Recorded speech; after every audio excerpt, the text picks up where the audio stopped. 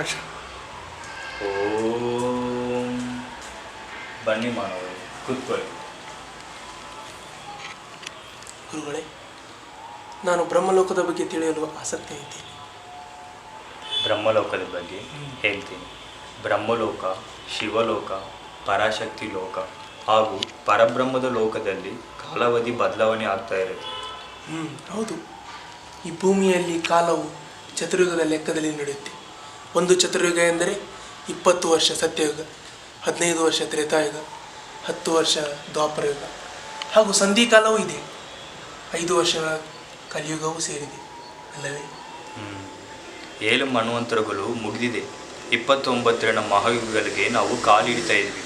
ಈ ಮೊದಲು ಮಂಗಲ ಗ್ರಹದಲ್ಲಿ ಮನುಷ್ಯರು ಕೂಡ ವಾಸವಾಗಿದ್ದರು.